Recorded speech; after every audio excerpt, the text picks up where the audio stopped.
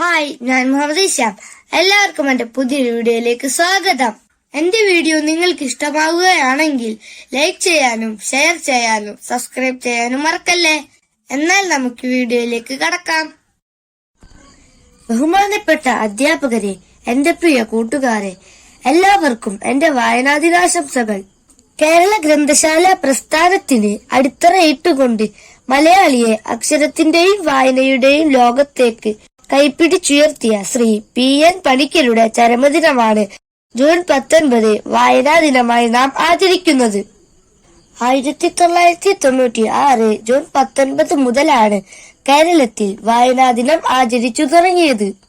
Kumaranasan, Vallathol, Basheer, ONV Kurup, Madhavikutty തുടങ്ങി മലയാളത്തിൽ വായനയുടെ സുഹൃത്തം പകർന്നവർ നിരവധി പേരുണ്ട്. ശീലങ്ങളിൽ ഏറ്റവും പ്രധാനം വായനാശീലം തന്നെയാണ്. എല്ലാ മഹാത്മാക്കളും വായന അവരുടെ ജീവിതത്തിൽ ചെലുത്തിയ സ്വാധീനത്തെക്കുറിച്ച് പരാമർശിച്ചിട്ടുണ്ട്. പുസ്തക വായനയിൽ പ്രധാനമാണ് ഏതു പുസ്തകം തിരഞ്ഞെടുക്കണമെന്നുള്ളത്.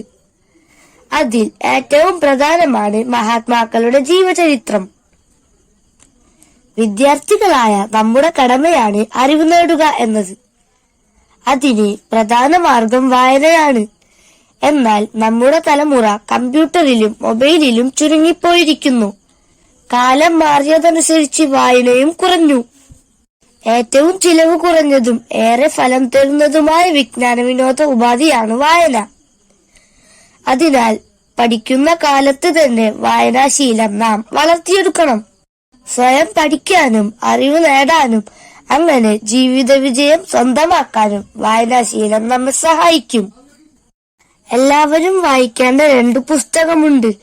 അവനവനൊന്ന്, ചുറ്റുമുള്ള പ്രകൃതി മറ്റേത്. കുഞ്ഞുണ്ണി മാഷിന്റെ ഈ വരികൾ വളരെ അർത്ഥസമ്പൂർണമാണ്.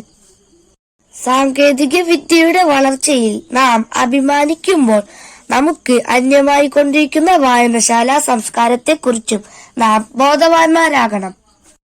വായിച്ചു വളരുന്നതും ചിന്തിച്ചു പ്രവർത്തിക്കുന്നതുമായ ഒരു സമൂഹത്തെ സൃഷ്ടിച്ചെടുക്കാൻ കഴിയട്ടെ എന്ന് ഈ ദിനത്തിൽ പ്രത്യാശിക്കാം.